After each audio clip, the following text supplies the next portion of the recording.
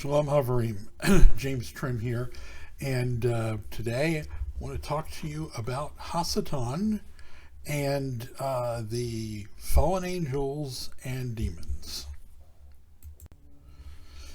Many in Rabbinic Judaism would have us believe that Hasatan is really just an angel, not a fallen angel, just an angel who is the prosecutor for Elohim and therefore gets a bad rap. Of course, Hasatan actually means the adversary, but they take then the adversary to simply be an adversarial prosecutor, if you will. I'm going to show you from the Tanakh and from the rabbinic literature why that is not so, and the real untold story of Hasatan and the fallen angels and demons, which are not always the same thing. Before we get started, I need to ask everybody to please donate to support these videos. We get a lot more likes than we do donations, a lot more. And we love your likes. Please like these videos. But also in the video description, you can click on the donate button and donate to support this work. And we need you to do that, especially right now, because our rent is due in just a few days, 5 days. Our rent is due, and right now we don't have it. So please donate to support this work.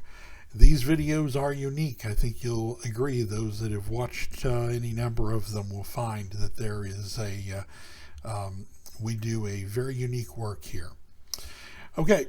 Also want to remind people to like the video, subscribe to these videos with notifications so you'll get a notification when another one of these very interesting videos comes out. Try and put out 4 or 5 a week. So please do that, and let us know what you think of these videos in the comments, and of course share these on Facebook and other social media with your friends that would be interested in these topics, because that helps us grow our audience as well. We are almost to 3,000 subscribers, so please help us to reach that goal. All right. Another thing in the video description is there is a link for the handouts. A lot of times, most of our videos have handouts that in PDF form that you can print out and follow along with some of the passages that we have. Sometimes we're citing passages you might not have readily available from the Talmud, the Midrashim, the Zohar, the Book of Enoch, etc. And so it's helpful to, or sometimes we just have things that are good to visualize. All right, so go ahead and print out your PDF file so you can follow along. You can always hit pause to do that. And let's look at Ezekiel 28 is the first passage we're going to look at, verses 11 through 19. So here we are in the talk. It says, "Moreover, the word of Yahweh came unto me, saying, Son of man, take up a lamentation for the king of Zor, and say to him, Thus says Adonai Yahweh, you seal most accurate, full of wisdom, and perfect in beauty." All right, at first this looks like maybe it's just talking about the literal king of Zor. But remember, in the book of Daniel, we have demonic entities, angelic and demonic entities referred to by such titles as the Prince of Persia and of Greece, etc. So maybe this is something like that. Let's continue reading. Maybe also it's a comparison, an allegory, whereby it's going to compare the king of Zor to someone else. So verse 13, "You were in Eden, the garden of Elohim." Well, the king of Zor in Ezekiel's day had never been in the Garden of Eden. when it was the Garden of Elohim, at any rate. It says, every precious stone was your covering, the carnelian, the topaz, and the emerald, the beryl, the onyx, and the jasper, and the sapphire, and the carbuncle, and the smaragd, and the gold. The workmanship of your settings and of your sockets was in you. In the day that you were created, they were prepared.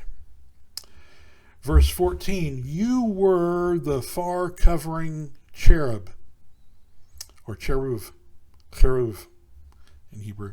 So clearly, the king of Zor wasn't a literal cherub, but it would make sense that a cherub had been in Eden, the Garden of Elohim, and had all these precious stones in the day that he was created. They were prepared at the same time. So you were the far covering cherub, and I set you so that you were upon the set apart mountain of Elohim. You have walked up and down in the midst of the stones of fire. You were perfect in your ways from the day that you were created until unrighteousness was found in you. By the multitude of your traffic, they filled the midst of you with violence, and you have sinned. Therefore have I cast you as profane out of the mountain of Elohim, and I have destroyed you, O covering cherub, or cherub, from the midst of the stones of fire. This doesn't sound like the literal king of Tor. Your heart, verse 17, was lifted up because of your beauty. You have corrupted your wisdom by reason of your brightness. I have cast you to the ground. I have laid you before kings that they may gaze upon you. By the multitude of your iniquities and the unrighteousness of your traffic, you have profaned your sanctuaries. Therefore have I brought forth a fire from the midst of you. It has devoured you, and I have turned you to ashes upon the earth in the sight of all them that behold you. In verse 19, they that know you among the peoples shall be appalled at you. You have become a terror, and you shall never be any more. Okay, so the rabbinic scholars will simply say this is the king of Tyre, or the king of Tor. Case closed, that's it.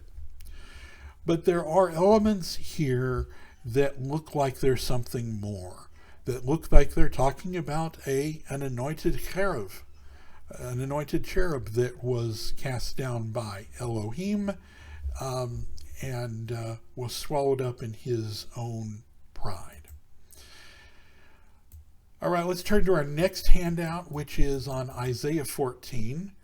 And in Isaiah 14, verses 12 through 15, we read, "How are you fallen from heaven, O Hallel?" The KJV, I think, has Lucifer. "Son of the morning, how are you cut down to the ground that did cast lots over the nations? And you said in your heart, I will ascend into heaven.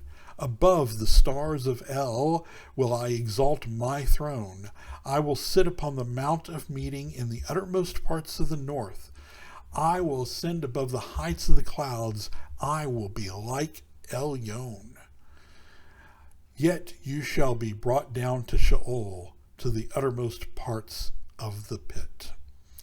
Isaiah 14, verses 12 through 15. And again, this will say, the rabbinic scholars will say, based on the other parts of Isaiah 14, that this is talking about simply the king of Babylon. But maybe there's an allegorical king of Babylon here, and I think there's a valid reason to say that. Remember, in Daniel, the prince of Persia and I believe it's the prince of Greece, are demonic entities, or angelic, anti-angelic, if you will, entities that are fighting in a sort of war in the heavenlies. And so it's not crazy then that the king of Babylon would also be such a title.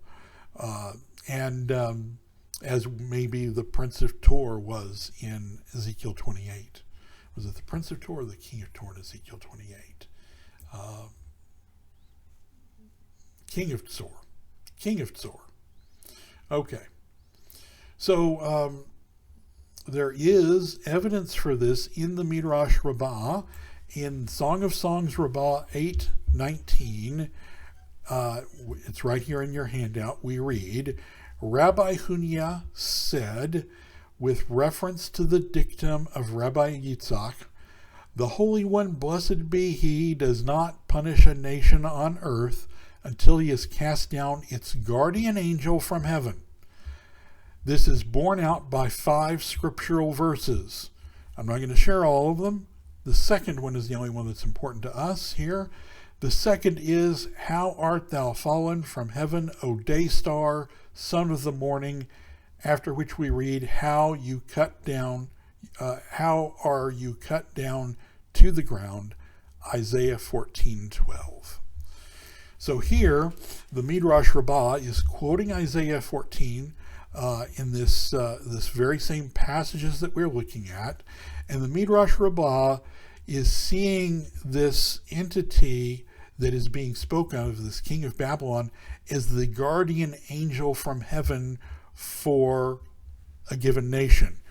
That's much like we talked about just a few minutes ago in the book of Daniel, where we have the prince of Persia and of Greece and the fights that are going on in the heavenlies in the book of Daniel. And then the king of Tzor would then have a similar interpretation, and Song of Songs Rabbah makes exactly this interpretation of Isaiah 14. So while many of the rabbinic scholars will say, you're crazy, you can't, what are you doing? Isaiah 14 is just literally talking about the king of Babylon. But in the Midrash Rabbah, it's interpreted as talking about the guardian angel of that nation of Babylon. And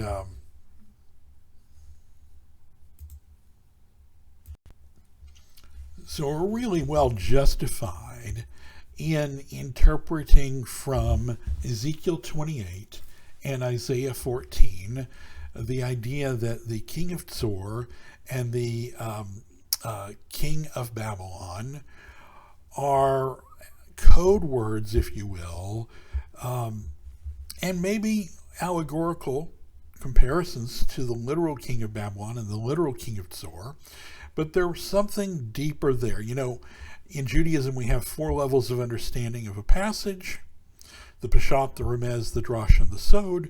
The Peshat's the literal interpretation, but then you also have the Remez, which is the implied meaning, the Drash, which is the homiletical meaning, the Sod, which is the hidden, secret, or mystical meaning of the text, and of course all 4 together of the first letters of each of those words spell Pardes, which is the Hebrew word for paradise. And there's also the concept in Judaism that even within Pardes, within these 4 levels of understanding, there are 70 facets in the scripture, so that there's 70 faces or 70 different ways of looking at the passage from different directions. So there's just no justification for rabbinic Judaism to dismiss the idea that Ezekiel 28 and Isaiah 14 on a level of interpretation are speaking of a demonic entity that was cast down by Elohim because of pride. And Song of Songs Rabbah seems to go along with that and use that interpretation. Okay, next I want to look at Psalm chapter 8, verses 5 through 7, or verses 4 through 6, depending on whether you're looking at a Jewish or a Christian version. And it says, what is man that you are mindful of him, and the son of man that you think of him? Yet you have made him but little lower than Elohim, than the Elohim, the Elohim, and have crowned him with glory and honor. You have made him to have dominion over the works of your hands. You have put all things under his feet. Now, where the Masoretic text has little lower than Elohim or an Elohim in verse 6, both the Aramaic Peshitta, which is the Aramaic Peshitta is the literal Aramaic translation, in this case of the Tanakh. There's also an Aramaic Peshitta New Testament. The Aramaic Peshitta and the Greek versions have little lower than angels in this verse. And it is interpreted to mean angels in the book of Hebrews, chapter 2, verses 6 through 9. Okay. So this passage has a very interesting understanding in Rabbinic Judaism, and that is, if we plug that understanding into the book of Hebrews, it fits very, very well. We'll do a whole video on that another occasion. But let's look at the Talmud. Babylonian Talmud, Sanhedrin 38b. We read, and this is titled in the Talmud on your handouts. Rab Judah said in Rab's name, when the Holy One, blessed be he, wished to create man, he first created a company of ministering angels and said to them, is it your desire that we make, and said to them, is it your desire that we make a man in our image? They answered, Sovereign of the universe, what will be his deeds? Such and such will be his deeds, he replied. Thereupon they exclaimed, Sovereign of the universe, what is man that you are mindful of him, and the Son of Man that you think of him? This is Psalm 8:5 being quoted. So realize that in the Jewish tradition, Psalm 8:5, this passage, what is man that you are mindful of him, and the Son of Man that you think of him, is actually Hasatan speaking, the spokesman of the fallen angels speaking. So, like I said, you go plug that into the book of Hebrews, it fits very, very well. Thereupon he stretched out his little finger among them and consumed them with fire. The same thing happened with a second company. The third company said to him, Sovereign of the universe, what did it avail the former angels that they spoke to you as they did? The whole world is yours, and whosoever that you wish to do, whatsoever that you wish to do therein, do it. When he came to the men of the age of the flood and the division of tongues, whose deeds were corrupt, they said to him, Lord of the universe, did not the first company of angels speak correctly? Speak aright? Even to old age I am the same, and even to hoar hairs will I carry. Isaiah 46:4, he retorted. Okay, so here we have this understanding of Psalm 8:5, that a spokesman of the fallen angels, of rebellious angels, is the speaker and is questioning and challenging Elohim's decision to make man. Likewise, we have a tradition in the Midrash Rabbah, which is your next handout. Lamentations Rabbah, prologue 25. Why is it stated, for your pride? It alludes to the idols on which they pride themselves, saying, where are their gods, the rock in whom they trusted? Deuteronomy 32:37. Another interpretation of for your pride, on account of the ministering angels who are proud of themselves and say, what is man that you are mindful of him, etc. So again here, the fallen angels are the speakers, are a group of angels of the speakers of Psalm 8:5, and they are in rebellion because of pride. Ecclesiastes Rabbah 7:33. What then was Adam's wisdom? You find that when the Holy One, blessed be he, wished to create Adam, he took counsel with the ministering angels and said to them, "Let us make man." Genesis 1:26. They spoke before him, "Lord of the universe, what is man that you are mindful of him?" Psalm 8:5. He replied to them, "The man whom I desired to create will have wisdom exceeding yours." So maybe a little jealousy there. Okay. All right, so here we have the beginnings of the basics in the Talmud and the Midrash Rabbah for this interpretation of Psalm 8:5 that understands this passage as being spoken of by a spokesman for the fallen angels, if you will, who is expressing pride and who is in rebellion against Elohim. So let's turn to our next handout, which is titled In the Zohar. All right, so the first passage we want to look at in the Zohar, because the Zohar, man, it takes this and carries it much further. So Zohar, Volume 1, page 25b, says, "Of the Nephilim it is said, and the sons of God saw the daughters of men that they were fair." This is referring to Genesis 6:1. These form a second category of the Nephilim already mentioned above in this way. When God thought of making man, he said, "Let us make man in our image."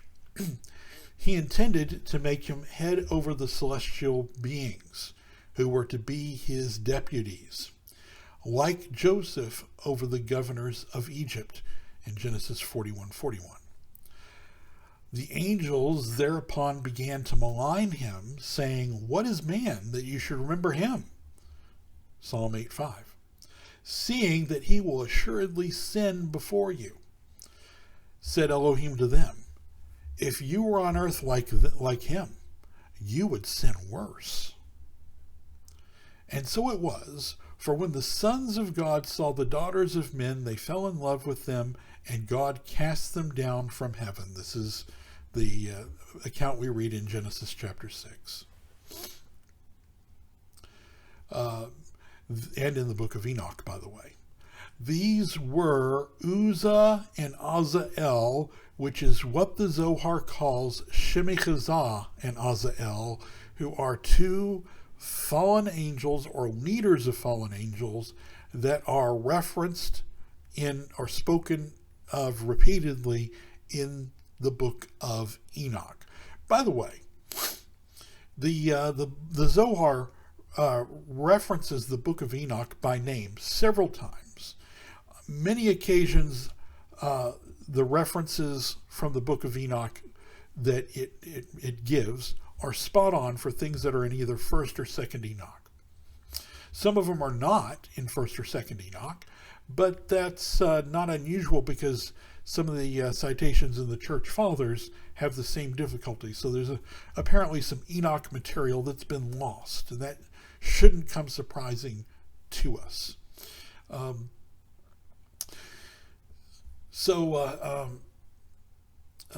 Those that want to say that the Zohar was a forgery by Moshe de Leon in the 1200s, I guess, the 13th century, have a problem.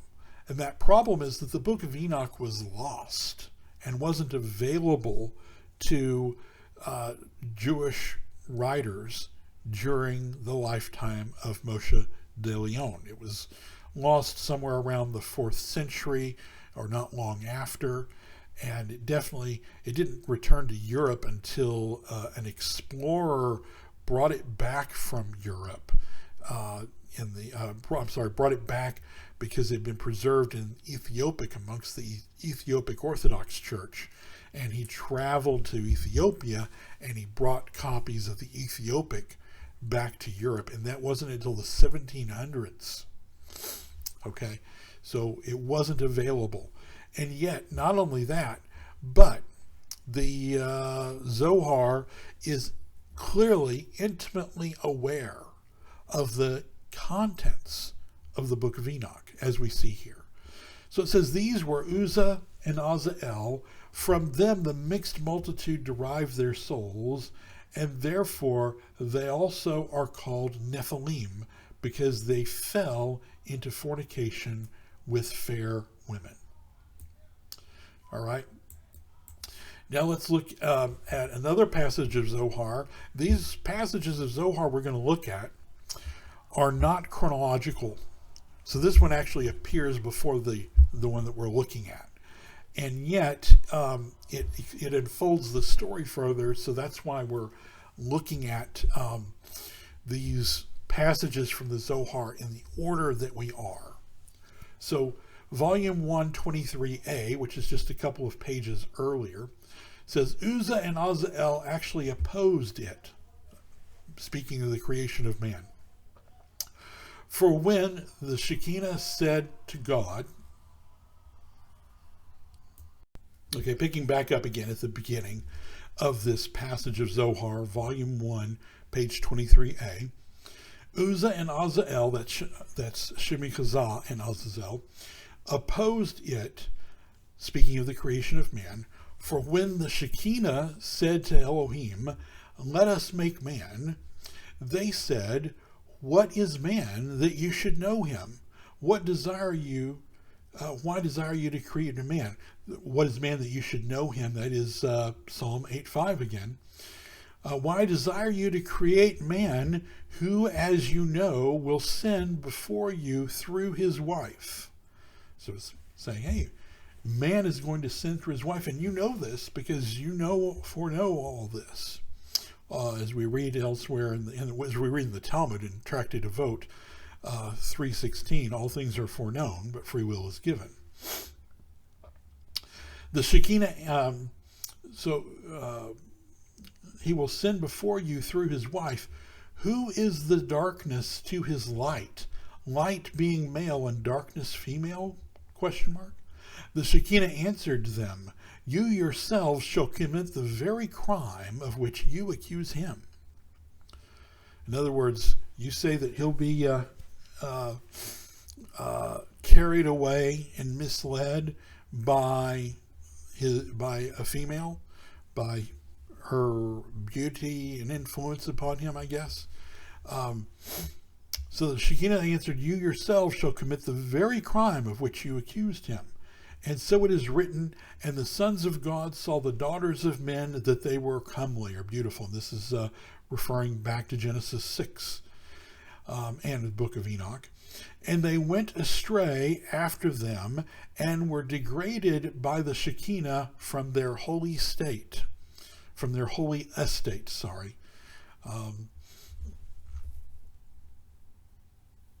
That's just like those that fell from their first estate. Said the colleagues, Rabbi, after all, Uzzah and Azazel were not wrong, because man was really destined to sin through woman. He replied, what the Shekinah said was this, you have spoken worse of man than all the rest of the heavenly host. If you were more virtuous than man, you would have a right to accuse him. But whereas he will sin with one woman, you will sin with many women. As it is written, and the sons of God saw the daughters of man. Again, Genesis 6. Not a daughter, but daughters. And further, if man sinned, he was ready to repent and return to his master and repair his wrong. Okay. The next passage of the Zohar is volume 3, page 207b through page 208a.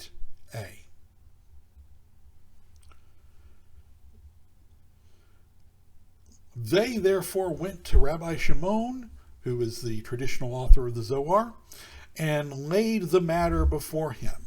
In reply, he cited to them the verse, "What is man that you are mindful of him, and the Son of Man that you visit him?" Psalm 8:5 again. The exposition of this verse, he said, is that it was uttered by those in charge of the world at the time when God expressed his intention of creating man. He called together various companies of heavenly angels and stationed them before him. He said to them, "I desired to create man." They exclaimed, "Man abides not in honor." Psalm 44:13. God thereupon put forth his finger and burnt them.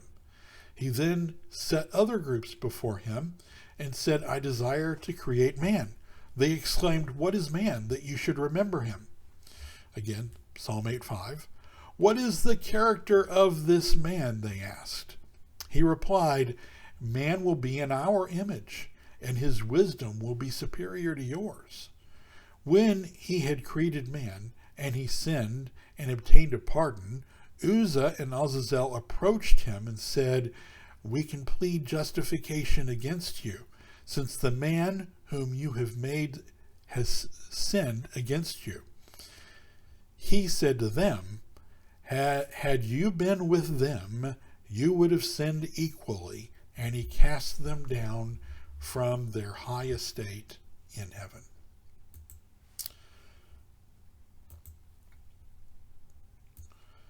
So let's compare with Genesis chapter 6, verses 1 through 2. "And it came to pass that when men began to multiply on the face of the earth, and daughters were born to them, they were fair." Genesis 6, 1 through 2. In the rabbinic literature, Shemikazah and Azazel, called Uzzah and Azazel, or Azael, according to the tradition found in the Zohar, when Yahweh was creating man, he intended man to be head over all celestial beings. Certain angels, being led by Uzzah and Azael, maligned Yahweh, saying, "What is man that you should remember him?" Psalm 8:5, saying that man would sin through his wife. Yahweh responded by saying that if they were on earth like man, they would sin worse, sinning through many women and not just one. Yahweh cast them down to the earth. That's kind of a summary of the entire, all three passages of the Zohar in an amalgamation. All right, let's now turn to our next handout, which is titled "The Serpent." It says, at this point, we should point out that according to the book of Enoch, Gadriel, or Azazel, went as the serpent. In other words, well, let's just read the text. This is the book of Enoch, 1st Enoch, chapter 69, verses 6 through 7. "And the third was named Gadriel. He is who showed the children of men all the blows of death, and he led astray Eve, and showed the weapons of death to the sons of men, the shield and the coat of mail, and the sword for battle, and the weapons of death to the children of men. And from his hand they have proceeded against those who dwell on the earth from that day and forevermore." Gadriel appears to be a title for Azazel, because the book of Enoch chapter 8, 1st Enoch 8, 1 through 2 says, "And Azazel taught men to make swords of iron, and knives, and shields, and breastplates of brass, and made known to them the metals that are excavated from the earth, and the art of making gold, and concerning silver, and bracelets, and ornaments, and concerning antimony, and eyeshadow, and all kinds of costly stones, and all coloring tinctures. And there arose much godlessness, and being wicked, and they led astray, and became corrupt in all their ways." So here Enoch tells us that Azazel was one and the same as the serpent in the Garden of Eden. Azazel had entered the garden and tempted Eve to prove his point that he that man would sin through woman, and was not therefore worthy to be head over all celestial beings. And Yahweh responds by casting the rebel angels to the earth to be tested themselves by multiple women. And here Enoch tells us that Azazel was one and the same as the serpent. Okay, let us now look at our next handout. Evil spirits on the earth. So the fallen angels, they impregnated human women with offspring known as giants. 1 Enoch chapter 7, verses 1 through 2. And all the others together with them took unto themselves wives from all, and each chose for himself one, and they began to go in unto them and defile themselves with them. And they taught them sorcery and spellbinding and the cutting of roots, and made them acquainted with plants. And they became pregnant and bore great giants, whose height was 3,000 cubits, and there were not born upon the earth children of their strength. And then at the flood, these giants become evil spirits on the earth, as we read in in 1 Enoch chapter 15, verses 8 through 12. And now the giants who are produced from the spirits in flesh shall be called evil spirits upon the earth, and on the earth shall be their dwelling. Evil spirits have proceeded from their bodies, because they are born from men, and from the set-apart watchers is their beginning and primal origin. They shall be evil spirits on earth, and evil spirits shall they be called. As the spirits of heaven, in heaven shall be their dwelling. But as for the spirits of the earth, which were born upon the earth, on the earth shall be their dwelling. And the spirits of the giants afflict, oppress, destroy, attack, do battle, and work destruction on the earth, and cause trouble. They take no food, but nevertheless hunger and thirst, and cause offenses. And these spirits shall rise up against the children of men, and against the women, because they have proceeded from them. So they have hard feelings about all that. These are the evil spirits on the earth. So now we understand the origin of Hazatan, who's basically Azazel, and we understand there's so much more that could be taught on this, but these are just the basics, because Azazel then ties into Yom Kippur. All this ties into the message of the book of Hebrews, etc. But the point, and many other passages could be elucidated with this information. So here we have the testimony that we find from rabbinic literature, as well as the Book of Enoch and the Zohar, which frequently cites the Book of Enoch and is clearly aware of the information in the Book of Enoch. Now, there's one more special group of demons I want to talk about later in another video, because it's just too much to get into with this one. A group of female demons known as sirens, and they're talked about in the rabbinic literature, in the Zohar, and in the Book of Enoch, and we'll talk and have a biblical basis as well. But that's in a future video.